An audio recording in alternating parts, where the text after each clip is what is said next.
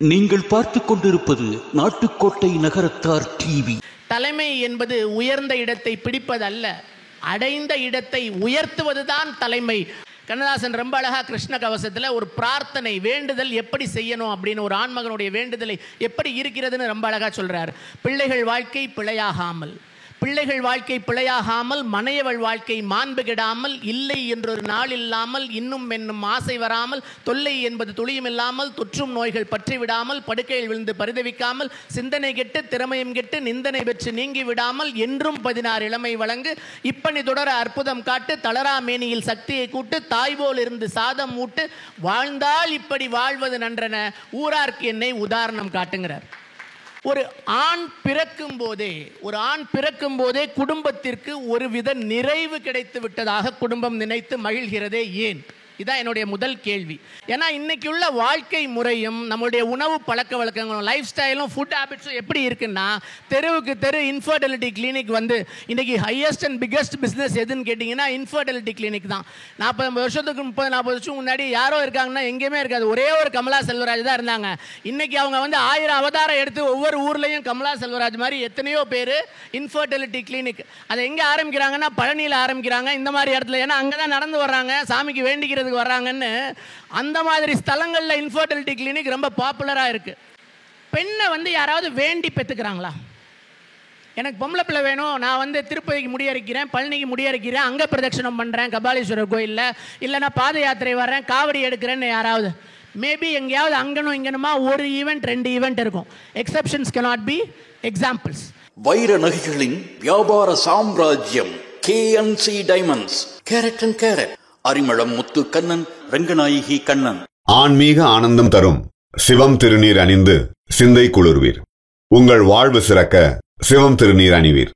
சென்னையில் வைர நகைகள் வாங்க R Arunachalam, A Ramnath, smart diamonds, traditionally modern jewellery, T Nagar, Chennai. மேலை சிவபுரியின் பெருமைக்கு பெருமை செய்யும் மற்றும் ஒரு துடிப்புமிகு இளைஞர் திரு ராமநாதன் முத்தப்பன் அவர்கள். இவர் BE கோல்ட் மெடலிஸ்ட் மற்றும் MBA பட்டதாரி, மிக சிறந்த தொழில் முனைவர். எலக்ட்ரானிக்ஸ் அண்ட் கன்சியூமர் ப்ராடக்ட்ஸ் என்கிற வணிகத்தை திறம்பட நடத்தி வருபவர். Annamalai university Chidambaram, Einstein college of engineering Tirunelveli, MAM college of engineering Trichy ஆகியவற்றிற்கு கெஸ்ட் ஃபேக்கல்ட்டியாக செல்கின்றவர். நிறைய சுய முன்னேற்ற நிகழ்வுகளை நடத்தி கொண்டு இருப்பவர். நகரத்தார் பிஸ்னஸ் கம்யூனிகேஷன் அதாவது NBC அமைப்புடன் தொடர்பு கொண்டு நிறைய பயிற்சி வகுப்புகளை நடத்தி வருபவர். வெகு நாட்களுக்கு முன்பே விசுவின் அரட்டை அரங்கத்தில் நட்சத்திர பேச்சாளர் விருது பெற்றவர். ராஜ் டிவியின் அகட விகடத்திலும் பரிசு பெற்றவர். சுறுசுறுப்பின் இலக்கணம், அறிவு களஞ்சியம், திருச்சி வானொலியில் அடிக்கடி சிறப்பு அழைப்பாளராக கலந்து கொண்டு தமிழ் விருது படைப்பவர். மிக சிறந்த ஆன்மீக சொற்பொழிவாளர். இத்தகைய பெருமைக்குரிய திரு ராமநாதன் முத்தப்பன் அவர்களை உரையாற்ற அன்புடன் அழைக்கிறேன். கலைமானுடையோன், கரித்தோலுடையோன், மலைமானுடையோன் மகனே, தலைமேல் விதிக்கை வரைந்த வினைகள் அனைத்தும் துதிக்கை எடுத்து துடை.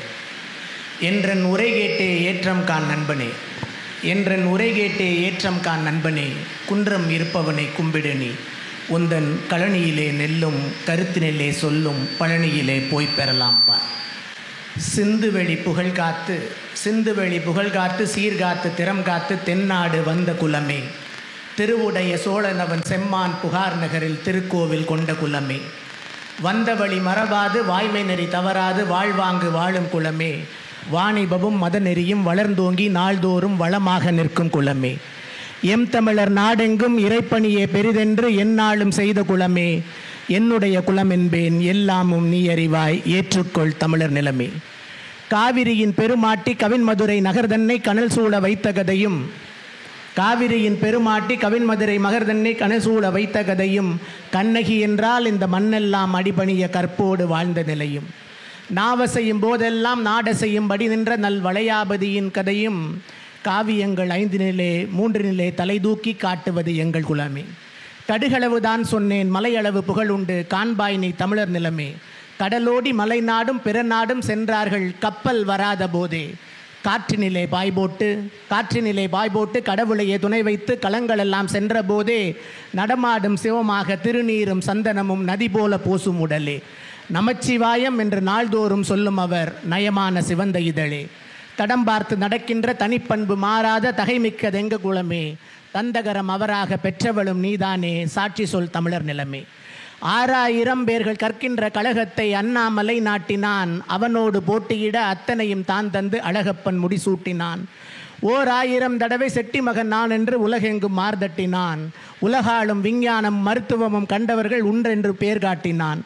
சேராத செல்வத்தை சேர்த்தாலும் நல்ல வழி செலவாகும் எங்கள் குலமே, செந்திருவை சரஸ்வதியை கேட்டேனும் அறிந்துகொள் உண்மை நிலை தமிழர் நிலமே. சாதி வரி கொண்டேன் போல் கவிதை இதை பாடினேன், தவறல்ல உண்மை சொன்னேன், தர்மத்தை பாடுவது சாதி வெறி ஆகாது தமிழுக்கே நன்மை என்பேன். ஓதி ஒரு மொழி சொன்ன ஒக்கூர் மாசாத்தியன் உன்னத பாட்டி ஆவாள், உயர்ந்த சீத்தலை சாத்தன் ஒரு வகையில் வணிகன் என் உத்தம பாட்டன் ஆவான். ஆதி முதல் தமிழிலே அவர் வந்த வழியிலே அடியேனை பெற்ற குலமே, அளவிலே சிறிதேனும் செயலிலே பெரிதாக வான்பாய் நீ தமிழர் நிலமே என்று கண்ணதாசன் இந்த நகரத்தாருடைய வரலாற்றை, பல நூறு ஆண்டுகள் வரலாற்றை ஒரு கேப்சூலாக ஒரு பாடலிலே கொண்டு வந்து கொடுத்திருக்கிறார். இறை தேடுவதோடு இறையும் தேடு, இறை தேடுவதோடு இறையும் தேடு. இறை தேடுவதற்காக பல ஊர்களிலிருந்து வந்த நகரத்தார்கள் அங்கேயே சில அமைப்புகளை ஏற்படுத்தி ஒரு சத்சங்கத்திற்கு ஒரு வாய்ப்பை உருவாக்கி இருக்கிறார்கள். சேருமிடம் அறிந்து சேர் என்று சொல்வார்கள். சேருமிடம் அறிந்து சேர்.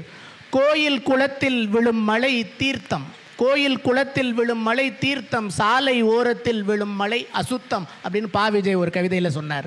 அந்த வகையிலே கோயில் குளத்தில் விழும் தீர்த்தமாக திருவொண்மையூர் நகரத்தார் சங்கத்திலே அனைவரும் இணைந்து, நீங்கள் எல்லாம் இணைந்து ஒரு நல்ல நிலையிலே ஒரு சத்சங்கத்திற்கான ஒரு வாய்ப்பை ஏற்படுத்தி இருக்கிறீர்கள்.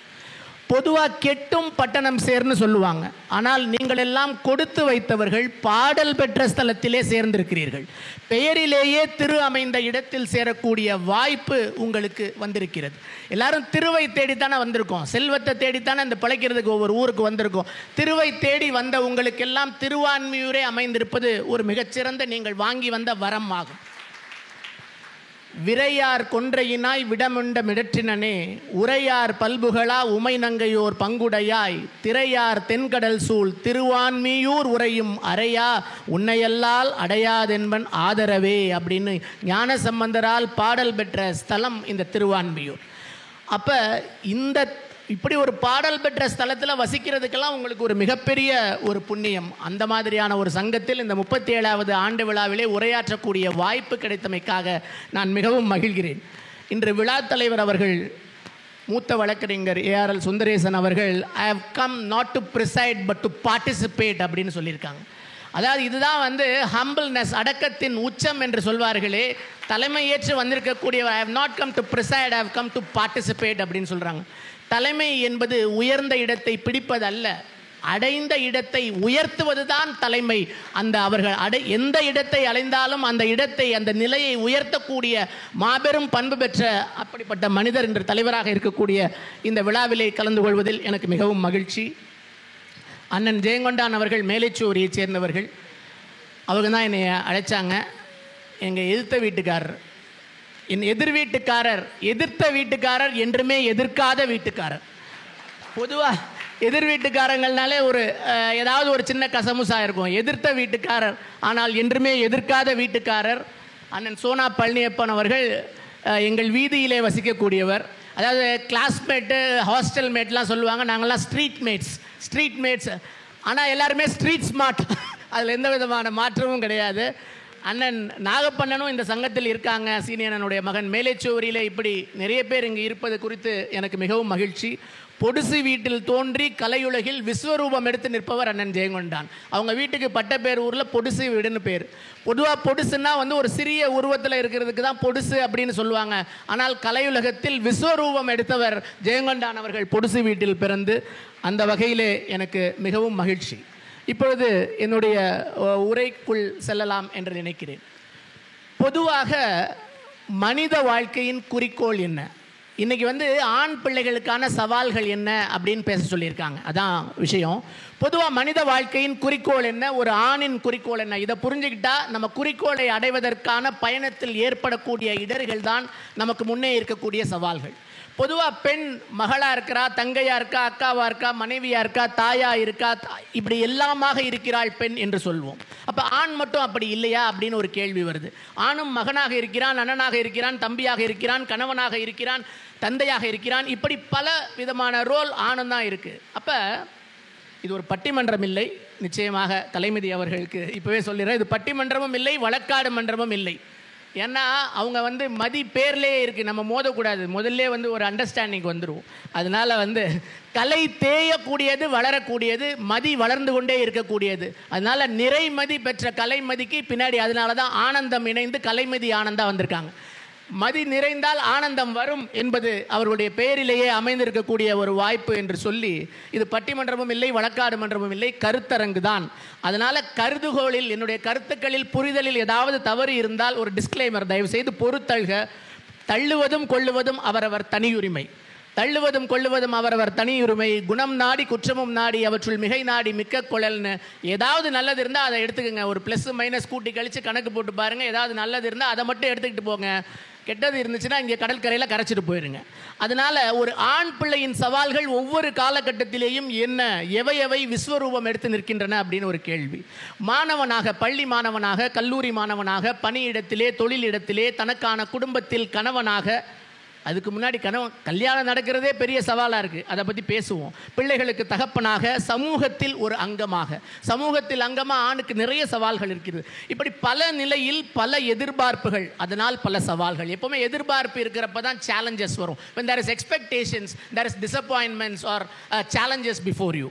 அதனால் எதை அடைய நினைக்கிறோம் என்பதை நாம் புரிந்து கொண்டால் நமக்கான சவால்களை பற்றி நமக்கு தெரியும். எதை அடைய நினைக்கிறோங்கிறது எப்படி நம்ம தெரிஞ்சுக்க முடியும்? நமது வழிபாட்டின் மூலம் நாம் தெரிஞ்சுக்கலாம். வழிபாட்டில் என்ன வேண்டுமோ அதை தான் நம்ம அடைய நினைக்கிறோன்னு அர்த்தம். இப்போயும் நான் கண்ணதாசனை துணைக்கு அழைக்கணும்னு நினைக்கிறேன். கண்ணதாசன் ரொம்ப அழகாக கிருஷ்ண கவசத்தில் ஒரு பிரார்த்தனை, வேண்டுதல் எப்படி செய்யணும் அப்படின்னு, ஒரு ஆண்மகனுடைய வேண்டுதலை எப்படி இருக்கிறதுன்னு ரொம்ப அழகாக சொல்கிறார். பிள்ளைகள் வாழ்க்கை பிழையாகாமல், பிள்ளைகள் வாழ்க்கை பிழையாகாமல், மனையவள் வாழ்க்கை மாண்பு கெடாமல், இல்லை என்றொரு நாள் இல்லாமல், இன்னும் என்னும் ஆசை வராமல், தொல்லை என்பது துளியும் இல்லாமல், தொற்றும் நோய்கள் பற்றி விடாமல், படுக்கையில் விழுந்து பரிதவிக்காமல், சிந்தனை கெட்டு திறமையும் கெட்டு நிந்தனை பெற்று நீங்கி விடாமல், என்றும் 16 இளமை வழங்கு, இப்பணி தொடர அற்புதம் காட்டு, தளரா மேனியில் சக்தியை கூட்டு, தாய்போல் இருந்து சாதம் ஊட்டு, வாழ்ந்தால் இப்படி வாழ்வது நன்றன, ஊரார்க்கு என்னை உதாரணம் காட்டுங்கிறார். இதுதான் கண்ணதாசன் என்ன வேண்டும்னு ஒரு டெம்ப்ளேட்டே கொடுத்துருக்காரு. கோயிலுக்கு போனால் எதையும் இதை மட்டும் சொல்லுங்கள் போதும், இதை மட்டும் இறைவன்ட்டு உங்களுடைய விண்ணப்பமாக வைங்க. It is exhaustive and complete. நீங்கள் எதையும் விட்டுட்டு அவுட் ஆஃப் சிலபஸே கிடையாது, எல்லாமே இதில் கவர் ஆயிரும். அப்போ உதாரணம்னா வாழணும்னா நினைக்கிற ஆணுக்கு வரக்கூடிய சவால்கள் பற்றி தான் பேச போகிறோம். ஆணும் பெண்ணும் இயற்கையிலே இறைவன் படைப்பு, இருபால் பகுப்பு. ஒரு ஆணுக்குள் பெண்மையும் பெண்மைக்குள் ஆண்மையும் ஒளிந்து இருக்கிறது என்பதை புரிந்து கொள்ளாததுனால தான் பல சிக்கல்கள். இப்போ ஒரு கார் கம்பெனி இருக்குது, ஒரு மேனுஃபேக்சர் இருக்காங்கன்னா பெட்ரோலில் ஒரு வேரியன்ட் போடுறாங்க, டீசலில் ஒரு வேரியன்ட் போடுறாங்க. ஆட்டோமேட்டிக்னு ஒரு செக்மெண்ட் இருக்குது, மேனுவல்னு ஒரு செக்மெண்ட் இருக்குது. ஐசி என்ஜின், இன்டர்னல் கம்பஷன் என்ஜினில் ஓடுற கார் இருக்குது, இப்போ எலக்ட்ரிக் வெஹிக்கிளில் ஓடுற கார் இருக்குது. ஆனால் உண்மையிலே என்னென்னா யாருமே ஒரு பியூரிட்டன் கிடையாது, இந்த மாதிரியும் கிடையாது. நம்ம எல்லாமே ஹைப்ரிட் தான். ஹைப்ரிட் வெஹிக்கிள் மாதிரி தான், கொஞ்சம் நேரம் பெட்ரோலில் ஓடுறீங்க, அப்புறம் கொஞ்சம் நேரம் ஈவியில் மாறுற மாதிரி ஹைப்ரிட் வெஹிக்கிளாக தான் இருக்கும். எப்போ ஒரு ஆணுக்குள் பெண்மை முடித்து கொள்ளும், ஒரு பெண்மைக்குள் ஒரு ஆண்மை வீர் கொண்டு எழும் அப்படிங்கிறது தெரியாமல், அதை புரிஞ்சிக்காமல் இருக்கிறதுனால தான் நம்மளுடைய வாழ்க்கையில் பல நேரங்களில் குழப்பங்களும் சிக்கல்களும் இருக்குது. ஆணுக்குள் ஒளிந்திருக்கும் பெண்மையை பிரகடனப்படுத்த அவனுக்கு உரிமை இல்லை. எவ்வளவு அடித்தாலும் வலிக்காத ஆள் மாதிரியே அவன் இருக்க வேண்டியிருக்கு. அதை தான் இந்த சமூகம் எதிர்பார்த்து கொண்டிருக்கிறது. எவ்வளவு நேரம் எப்படி அடித்தாலும் தாங்கிக்கிட்டே இருக்கணும் அப்படிங்கிற ஒரு எதிர்பார்ப்பு ஆணுக்கு இருக்கிறது. ஒரு ஆண் பிறக்கும் போதே குடும்பத்திற்கு ஒரு வித நிறைவு கிடைத்து விட்டதாக குடும்பம் நினைத்து மகிழ்கிறதே ஏன்? இதுதான் என்னுடைய முதல் கேள்வி. இது நம் சமூகத்தில் சற்று கூடுதலாக இருக்கிறதே ஏன்? ஒரு கலந்துரையாடல் மாதிரி யாரும் கருத்து சொல்றதுன்னா சொல்லலாம். ஏன் பெண் பிறந்தால் ஆண் பிறக்கவில்லையே என்ற ஏக்கமும் வேண்டும் என்ற முனைப்பும் உள்ளது?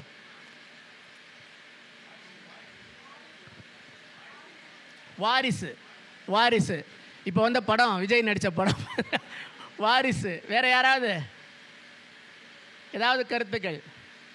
அண்ணனுக்கு தெரியும் வாரிசு லீகல் ஏர் சர்டிஃபிகேட்டில் பெண்கள்லாம் சேர்ந்து தான் வர்றாங்க. ஆனால் வாரிசுன்னு சொல்கிறதே அண்ணனுடைய மனைவியாக தான் இருக்காங்க. செட்டிநாட்டுப்படி. ஓகே, அதாவது ஏன் பெண் பிறந்தால் ஆண் பிறக்கவில்லையே என்ற ஏக்கமும் வேண்டும் என்ற முனைப்பும் உள்ளது அப்படின்னு பார்த்தா, இன்னைக்கு முதல்ல கல்யாணம் நடக்கணும், அதுவே ஒரு சேலஞ்சாக இருக்குது. அது நடந்தால் அது நிலச்சி நிற்கணும், அது ரெண்டாவது சேலஞ்சாக இருக்குது. நடக்கிறது ஒரு சேலஞ்சு, நடந்தால் நிலச்சி நிற்கிறது ரெண்டாவது சேலஞ்சு. இதெல்லாம் நடந்தால் பிள்ளை அதுவாக பிறக்கணும், ரொம்ப முயற்சி பண்ணாமல் அதுவாக பிறக்கணும், அது பிக்கஸ்ட் சேலஞ்சு. ஏன்னா இன்னைக்கு உள்ள வாழ்க்கை முறையும் நம்மளுடைய உணவு பழக்க வழக்கங்களும் லைஃப் ஸ்டைலும் ஃபுட் ஹேபிட்ஸும் எப்படி இருக்குன்னா, தெருவுக்கு தெரு இன்ஃபர்டிலிட்டி கிளினிக் வந்து இன்றைக்கி ஹையஸ்ட் அண்ட் பிக்கஸ்ட் பிஸ்னஸ் எதுன்னு கேட்டிங்கன்னா இன்ஃபர்டிலிட்டி கிளினிக் தான். 40 வருஷத்துக்கு 30-40 வருஷம் முன்னாடி யாரோ இருக்காங்கன்னா எங்கேயுமே இருக்காது, ஒரே ஒரு கமலா செல்வராஜ் தான் இருந்தாங்க. இன்றைக்கி அவங்க வந்து 1000 அவதாரம் எடுத்து ஒவ்வொரு ஊர்லேயும் கமலா செல்வராஜ் மாதிரி எத்தனையோ பேர் இன்ஃபர்டிலிட்டி கிளினிக். அதை எங்கே ஆரம்பிக்கிறாங்கன்னா பழனியில் ஆரம்பிக்கிறாங்க, இந்த மாதிரி இடத்துல. ஏன்னா அங்கே தான் நடந்து வர்றாங்க, சாமிக்கு வேண்டிக்கிறதுக்கு வர்றாங்கன்னு. அந்த மாதிரி ஸ்தலங்களில் இன்ஃபர்டிலிட்டி கிளினிக் ரொம்ப பாப்புலராக இருக்குது. வாரிசுன்னு சொன்னாங்க. இன்னொரு முக்கியமான ஒரு காரணம் என்னன்னு பார்த்தா, காலம் காலமாக லாஸ்ட் ரைட்ஸ், இறுதிச் சடங்கு அப்படின்னு சொல்றதுனால ஒன்றும் நெருப்புனா சுடாது, கொள்ளி போட ஆண் பிள்ளை வேண்டும் என்கிற சித்தாந்தம் நம்முடைய மனங்களிலே ஆழங்கால் பட்டு இருக்கிறது. எல்லாம் துறந்த ஆதிசங்கரரும் பட்டினத்தாரும் கூட, ஆதிசங்கராக இருக்கட்டும் பட்டினத்தாரும் கூட தன் தாய் இறந்த போது இறுதிச் சடங்கை நடத்தி இருக்கிறார்கள். அவர்களுடைய பெற்றோர் தாயார் வந்து அதை அவருடைய விருப்பமாக சொல்லியிருக்காங்க. எங்கே இருந்தாலும் எனக்கு தெரிஞ்சிடும், அந்த நேரத்தில் நான் வந்துடுவேன், வந்து இறுதிச் சடங்கை ஆற்றுவேன் என்று பட்டினத்தார் வந்திருக்காரு. முன்னை இட்ட தீ முப்புறத்திலே, பின்னை இட்ட தீ தென்னிலங்கையிலே, அன்னை இட்ட தீ அடி வயிற்றிலே, யானும் இட்ட தீ மூழ்க மூழ்கவேன்னு.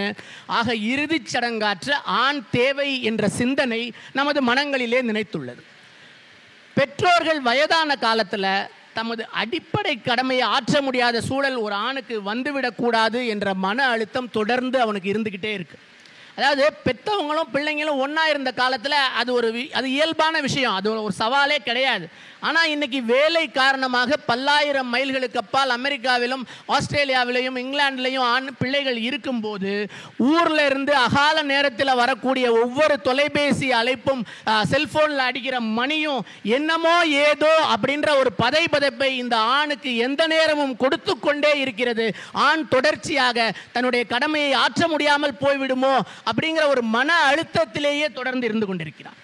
இது நீங்கள் கோவிட் காலத்தில் அது வந்து ஒரு பெரிய விஸ்வரூபம் எடுத்துச்சு. எத்தனை பேர்களுடைய பெற்றோர்கள் இறந்த நிகழ்வில் இறுதிச் சடங்கில் இந்த ஆண்கள் கலந்து கொள்ள முடியாமல் போய் தங்கள் கடமையை செய்ய முடியாமல் இன்றளவும் மனம் புழுங்கி கொண்டு நடைபிணமாக வாழ்ந்து கொண்டிருக்கிறார்கள் என்று உங்களுக்கு தெரியும். எவ்வளோ பேரை நீங்கள் வந்து பார்த்துருப்பீங்க, அந்த ஒரு கில்ட்டோடே இருக்காங்க. ஏன்னா எதுக்காக ஆண் பிள்ளை வேணும் வேணும்னு அவங்க பெற்றவங்க சொல்லி சொல்லி வளர்த்தாங்களோ இருந்தாங்களோ, அந்த பேசிக் டியூட்டியை டிஸ்சார்ஜ் பண்ண முடியாத ஒரு நிலைக்கு காலம் அவர்களை தள்ளியது. ஒரு உதாரணம் நான் சொல்கிறேன். என்னோட கிளாஸ்மேட், ஸ்கூல் கிளாஸ்மேட் வந்து ஏர் இந்தியாவில் ஒரு பைலட், ஒரு மிகப்பெரிய பைலட். எந்த அளவுக்கு பெரிய பைலட் அப்படின்னா, முன்னாள் பிரதமர் மன்மோகன் சிங்க்கு ஸ்பெஷல் ஃப்ளைட் சார்க் கான்ஃபரன்ஸுக்கு தனி ஆளாக கூட்டிகிட்டு போனார். ஏபிஜே அப்துல் கலாமுக்கு ஸ்பெஷல் ஃப்ளைட் ஓட்டியிருக்காரு. அந்த மாதிரியான ஒரு பைலட்டு கோவிட் டயத்தில் லாக்டவுனில் அவங்க அப்பா இறந்து போயிடுறாரு. இவர் வேறு அமெரிக்காவுக்கு டெய்லி போய்கிட்டு இருக்கிற ஆள் அன்னைக்கு பாம்பேயில் தான் இருக்கார். பாம்பேல இருந்து தன்னுடைய தந்தைக்கு இறுதிச் சடங்கு ஆட்டுறதுக்கு பிளேன் ஓட்ட தெரிஞ்ச ஆளால் வர முடியல. அவன் சொல்கிறான், நான் எத்தனையோ பாடியை நான் யூஎஸ்லேருந்து ஃப்ளைட் பண்ணியிருக்கேன், என்னோட ஃப்ளைட்டில் வந்து எத்தனையோ கார்ப்ஸ் டெட் பாடியை ஏற்றி விட்டுருக்காங்க, நாங்கள் வந்து கொண்டாந்து டெலிவர் பண்ணியிருக்கேன். ஆனால் என்னுடைய தந்தையின் இறுதிச் சடங்கில் கலந்து கொள்ள முடியவில்லை, நான் பிறந்து என்ன பையன் அப்படின்னு சொல்லி கதறி அழுதான். இன்னைக்கு வரைக்கும் அவனுக்கு அது ஒரு ஓரத்தில் ஒரு கில்ட் இருந்துக்கிட்டே இருக்குது. ஸோ அந்த பேசிக் டியூட்டி எதுக்கு அப்படிங்கிறது இந்த லாஸ்ட் ரைட்ஸ்ன்னு சொல்கிறோம். இன்னொன்று, குடும்ப வாரிசு ஆண் தான். எல்லாரும் சொன்ன மாதிரி லீகல் ஏர் சர்டிஃபிகேட்டில் பெண்கள் பெயர் வந்தாலும் ப்ராக்டிக்கலாக ஆண் தான் வாரிசாக இருக்கிறான். ஏன்னா ஃபேமிலி விலாசம் இருக்குது பார்த்தீங்களா, அதோடைய தொடர்ச்சியும் நீட்சியும், the family legacy is carried on generation to generation passed on. யார் அந்த குடும்பத்துக்கு விலாசம் கொடுக்குறவன் ஆணாக இருக்கான். அதுதான் அதில் ரொம்ப, அதாவது அவங்க எப்படி ஊரில் நம்ம பழக்கத்தில் செட்டிநாட்டில் ஆண்களுக்கு தான் புள்ளி, அவன் வெறும் புள்ளியோ பெரும்புள்ளியோ கரும்புள்ளியோ, ஆனால் புள்ளி வந்து ஆணுக்கு தான் நம்ம கொடுக்குறோம். அதனால்தான் அந்த காலத்தில் பெண்களுக்கு அசையும் சொத்துக்கள் மட்டும், ஆணுக்குத்தான் அசையா சொத்துக்கள். ஏனென்றால் ஆணுக்குத்தான் அசையா சொத்துக்கள், ஏனென்றால் ஆண் தான் நம்மை காப்பாற்றுவான், காப்பாற்ற வேண்டும் என்ற அசையாத நம்பிக்கை.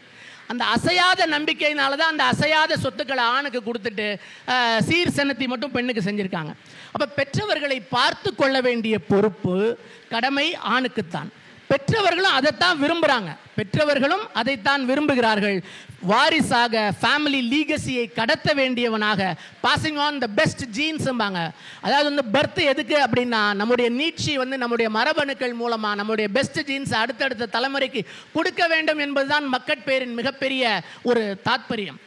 பரம்பரை வந்து வளரணும்னு சொல்கிறாங்க. நம்ம வந்து ஃபஸ்ட் ஜெனரேஷன், நம்மளுடைய அப்பா அம்மா 2வது ஜெனரேஷன், நம்மளுடைய தாத்தா பாட்டி ஐயா அவங்க வந்து 3வது ஜெனரேஷன், பாட்டன் பாட்டி 4வது ஜெனரேஷன், பூட்டன் பூட்டி, அதுக்கப்புறம் ஓட்டன் ஓட்டி 5வது ஜெனரேஷன், சேயோன் சேயோல் 6வது ஜெனரேஷன், பரன் பறை இதுதான் 7வது ஜெனரேஷன். இந்த பரனும் பறையும் இணைஞ்சு தான் பரம்பரைங்கிற ஒரு சொல்லே வருது. அதுதான் நம்ம 7 தலைமுறை 7 தலைமுறை அப்படின்னு நம்ம வந்து சொல்லக்கூடிய ஒரு விஷயமா நம்ம வந்து பார்க்கணும்.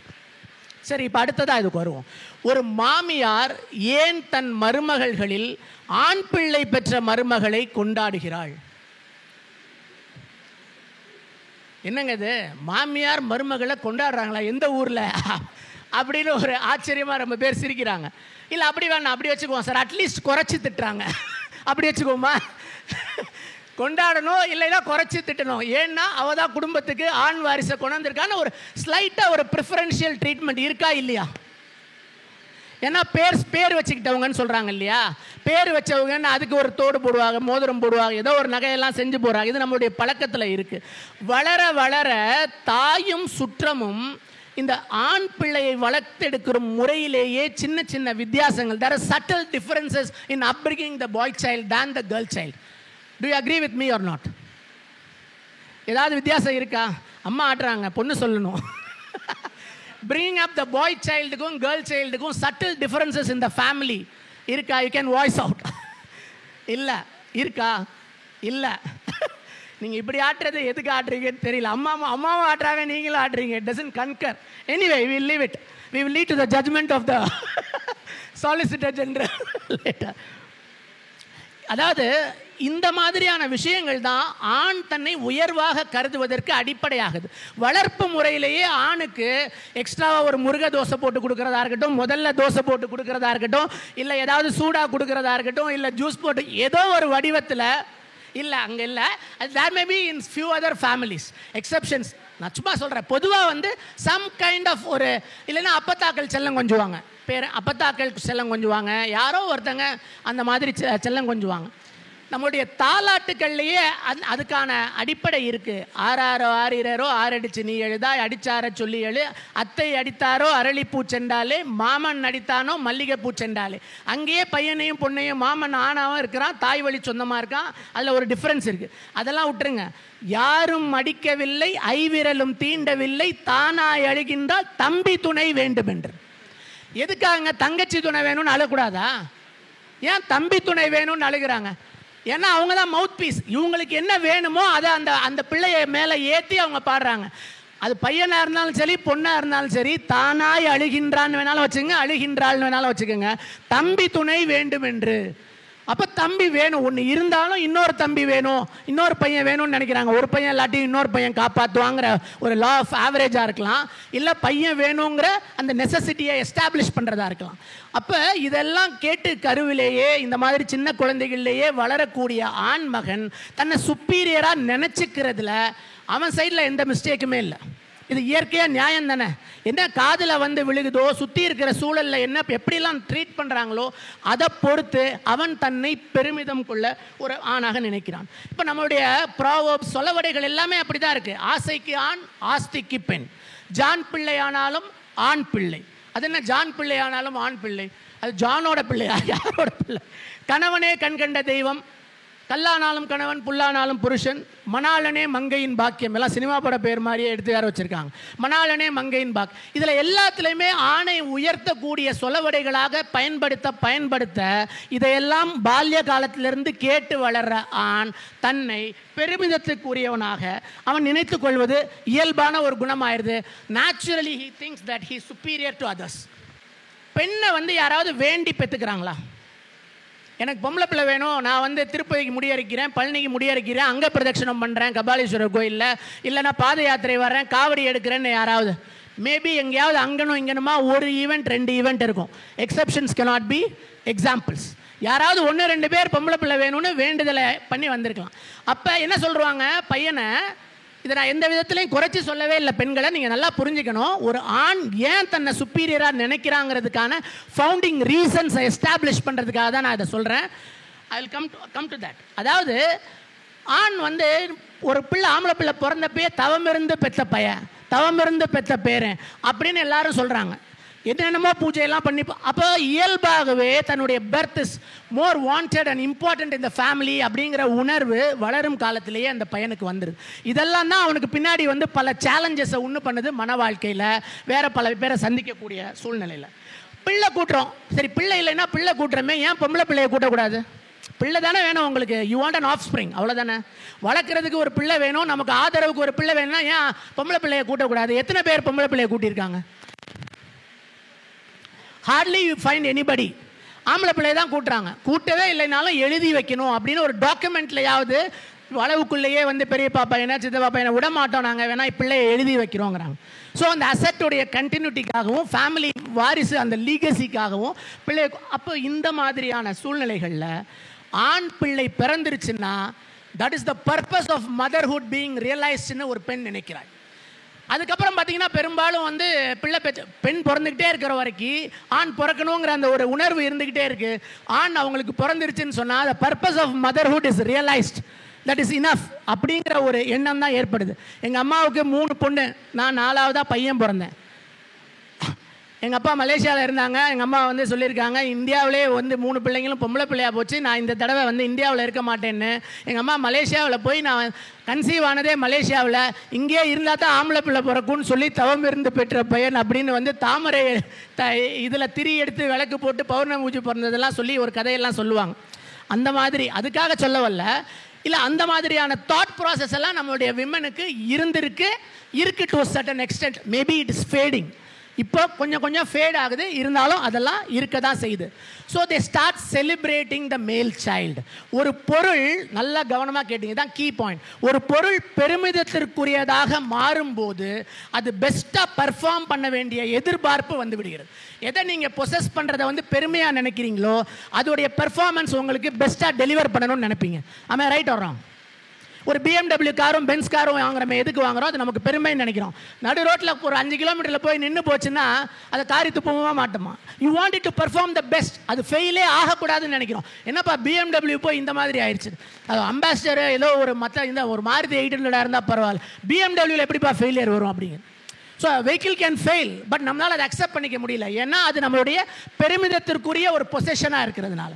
ஆண் அப்படி வந்து ஒரு மேல் child becomes a families priced possession. CSK வந்து தோனி வந்து சிஎஸ்கே டீமில் இருக்கார், சென்னை சூப்பர் கிங்ஸ். அது சென்னை சூப்பர் கிங்ஸ்க்கு பெருமிதமான ஒரு விஷயம். அவர் டக் அவுட் ஆகிறது இயல்பாக, எல்லாருமே கிரிக்கெட்டில் எப்பயாவது ஃபெயில் ஆவாங்க. ஆனால் நம்மளால் அக்செப்ட் பண்ணிக்க முடியுதா? தோனி எப்போ போனாலும் செஞ்சுரி அடிக்கணும், ஹாஃப் செஞ்சுரி அடிக்கணும், மேட்ச் வின்னராக வரணும்னு அவருடைய பெர்ஃபார்மன்ஸ் நம்ம வந்து டிமாண்ட் பண்ணிக்கிட்டே இருக்கோம். It is because he is a prized possession of the CSK family. அதனால தான் தாய் தகப்பன் ஒரு ஆண் பிள்ளையிடம் நிறைய எதிர்பார்ப்பு வைக்கிறார்கள், நிறைய எதிர்பார்ப்பு வைக்கிறார்கள். அதை பூர்த்தி செய்ய திணறுவது தான் ஆண் பிள்ளையுடைய பிக்கெஸ்ட் சேலஞ்ச். பெற்றவர்களுடைய இதை ஒரு மாணவனாக எடுத்துக்குவோம். Every parent wants their son to perform the best and want them to be not just a man but a super man. எல்லாரும் அவங்க பையன் வந்து மேனாக இருக்கக்கூடாது, எப்படி இருக்கணும்? சூப்பர் மேன் ஆகணும். எப்படி எல்லா பையனும் சூப்பர் மேன் ஆக முடியும்? பேண்ட்டுக்கு வெளியில் ஜட்டி போட்டு விட்டா தான் உண்டு, வேறு வழியே கிடையாது. சூப்பர் மேன் ஆக்குறதுக்கு அவ்வளோ பேருக்குலாம் வாய்ப்பே கிடையாது. ஆரோக்கிய பால் விளம்பரம் முன்னாடி வந்திருக்கும், பார்த்துருப்பீங்க. அர்ஜுன் அம்மா யார் அப்படின்னு ஒரு ஆடு பார்த்துருக்கீங்களா? 4.5 பால் அப்படின்னு இந்த 4.5% ஃபேட் இருக்குது. இது குறித்து ஒரு சூப்பர் இன்டெலிஜென்ட் ஸ்போர்ட்ஸில் மற்ற அகாடமிக்ஸில் எல்லாத்துலேயும் ஷைன் பண்ணுற ஒரு பையன், அவன் யார்? அர்ஜுன்பாங்க. அர்ஜுன் அம்மா யார் அப்படின்னு எல்லாரும் கேட்பாங்க. அர்ஜுன் அம்மா யார்? ஏன் வந்து திரௌபதி அம்மா யாருன்னு கேட்குற மாதிரி ஏன் அட்வர்டைஸ்மெண்ட் போட மாட்டேங்கிறான்? ஒரு பொம்பளை பிள்ளையை காட்டி குந்தி அம்மா யார், திரௌபதி அம்மா யாருன்னு. ஏன்னா அவனுக்கு தெரியும் ஆண் பிள்ளை தான் எல்லா பெற்றோர்களும் விரும்புகிறாங்க. அது அவங்க சக்ஸஸ்ஃபுல்லாக இருக்கிற ஆண் பிள்ளை இந்த ஆரோக்கிய பால் குடிச்சு வந்ததுனால இவ்வளோ சூப்பர் இன்டெலிஜென்ட்டாக இருக்குன்னா தட் வில் பி ஒரு ஃபண்டாஸ்டிக் ஒரு சேல்ஸ் பிச்சாக இருக்கும். அவங்களுக்கான வணிக சூத்திரம், அது it's a formula for success of the product. அதனால தான் அர்ஜுன் அம்மா யாருன்னு ஒரு ஆம்பளை பிள்ளையை அங்கே முன்னாடி நிறுத்துறாங்க, திரௌபதி அம்மா யாருன்னு ஒரு பொம்பளை பிள்ளையை கொண்டாந்து நிப்பாட்டுறதில்லை. Now I come to a fact. கேர்ள்ஸுக்கு அந்த ப்ரெஷர் இல்லை. பெண்கள்கிட்ட திறமை இல்லைன்னு நான் சொல்லவே இல்லை. தே எக்ஸல் த பாய்ஸ். பாய்ஸை விட அவங்க அகாடமிக்காக எல்லாத்துலேயுமே திறமைசாலியாக இருக்காங்க. பட் அவங்க ஏன் அப்படி இருக்க முடியுதுன்னா அவங்கள்ட்ட எக்ஸ்பெக்டேஷனே இல்லை பேரண்ட்ஸுக்கு. அவங்க ஏதோ ஒன்று படித்தா போதும்ப்பா, ஏதோ பாஸ் ஆனால் போதும்ப்பா, அவளுக்கு சமைக்க கற்றுக் கொடுத்து பழக்க வழக்கம்லாம் சொல்லி கொடுத்து நல்ல இடத்துல பிடிச்சி கொடுத்தா போதும், யார்கிட்டையாவது ஒரு நல்ல மாப்பிள்ளையாக பார்த்து தலையில் கட்டிட்டா போதும், கையில் இப்படி தான் ஒரு சிந்தனை இருக்குது. மோஸ்ட் ஆஃப் த மதர்ஸ் என்ன நினைக்கிறாங்க, பிள்ளைய நல்ல இடத்துல கட்டி கொடுத்துடணும், நல்ல மாப்பிள்ளையாக அமைஞ்சிடணும், அவங்க வந்து நல்லா செட்டில் ஆயிடணும் லைஃப்பில் நினைக்கிறாங்களே தவிர்த்து அவங்க படித்து பெரிய வேலைக்கு போய் பெரிய பெரிய பொசிஷன் அதெல்லாம் நடக்குது பை டிஃபால்ட். ஆனால் அதெல்லாம் போனஸாக இருக்குது. ஏன் போனஸாக இருக்குன்னா அங்கே எக்ஸ்பெக்டேஷனே கிடையாது. There is no pressure to perform. ப்ரெஷரே இல்லைன்னா எப்படி ஈஸியாக பர்ஃபார்ம் பண்ண முடியும்? ஏதோ தலையில் பின்னாடி உட்காந்துட்டு யாரோ ஒரு விப்பை வச்சு உங்களை விரட்டிக்கிட்டே இருந்தால் நீங்கள் பர்ஃபார்ம் பண்ணுறதுக்கான எஃபிஷியன்சி நிச்சயமாக இருக்காது.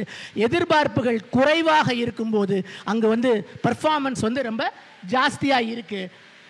அதுதான் அதில் முக்கியமான ஒரு விஷயமா பார்க்கணும். பெண்களுக்கு focus is on house hold activities. அவங்க கவனம் எல்லாம் தாயாரெல்லாம் வந்து அகாடமிக்ஸ் எல்லாம் பாஸ் ஆகிட்டியா சரின்னு ரிப்போர்ட் கார்டில் கையெழுத்து போட்டுருவாங்க. நான் தான் ஸ்கூல் ஓ அப்படியா சரின்ட்டு அதை அலட்சியமாக அதை ஒரு பெருமையாக நினைக்கிறது இல்லையானா அவங்களோட ஆஸ்க் வந்து வேறு. நம்ம சன் பிறர் வீட்டு சன்னுக்கு கம்பேரிசனாக இருக்கணும்னு நினைக்கிறாங்க. எப்படி நினைக்கிறாங்க? நம்ம சன் பிறர் வீட்டு சன்களுக்கு கம்பேரிசனாக இருக்கணும்னு நினைக்கிறாங்க. என் ஃப்ரெண்டு ஒருத்தன் சொன்னான், எங்கள் அப்பாவுக்கு நான் ஒரு சன், எனக்கு எய்த்த வீட்டில் ராஜேஷ்னு ஒரு கம்பேரிசன் அப்படின்னா. அதாவது அவங்க அப்பா ஒரு நாள் எந்திரிச்சாராம் எக்ஸாம் டயத்தில். நைட்டு 1 மணிக்கு எந்திரிச்சு பார்த்தா எய்த்த வீட்டு அந்த ராஜேஷ் இருக்கிற ரூமில் வந்து லைட் எரிஞ்சிட்டு இருந்துச்சான். இவனை பாரு, நீ எக்ஸாம் டயத்தில் கொரட்டை விட்டு தூங்குற, அந்த எய்த்த வீட்டு வேலை பார்த்து நைட்டு 1 மணி 2 மணிக்கெலாம் லைட் எரியுதுண்ணா. இவர் எதுக்கு எந்திரிச்சாரு? டயபெட்டிக் யூரின் போகிறதுக்கு எந்திரிச்சிருக்காரு. அதே மாதிரி அவங்க வீட்டில் அவங்க அப்பாவுக்கும் யூரின் வந்திருக்குன்னு ஏன் நினைக்க மாட்டேன்றீங்க? அவன் படிக்க தான் இருப்பாங்கன்னு நினைக்கிறீங்கன்னு ஒரு அன்எக்ஸ்பெக்டட் ரியாலிட்டி. அதாவது வந்து என்னன்னு கேட்டால் எல்லாமே ஒரு கம்பேரிசன், எப்படியோ ஒன்று பர்ஃபார்ம் பண்ணணும் அப்படின்னு. ஸோ இது எல்லாமே வந்து ஒரு பேரண்டல் ப்ரெஷர்.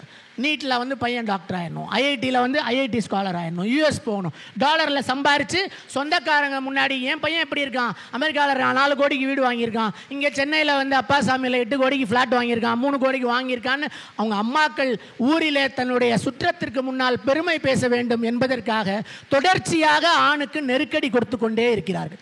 அவங்களுடைய வேறு யாராவது இமீடியட் ஃபேமிலியில் கொழுந்தனா பையன் நாத்தனா பையன் யாராவது நல்லா பர்ஃபார்ம் பண்ணி அவங்க அந்த மாதிரி டாலரில் இருந்தால் அவன் மூத்திரத்தை 4 லோட்டா வாங்கி குடி அப்படிம்பாங்க. சொல்லுவாங்களா? சொல்ல மாட்டாங்க.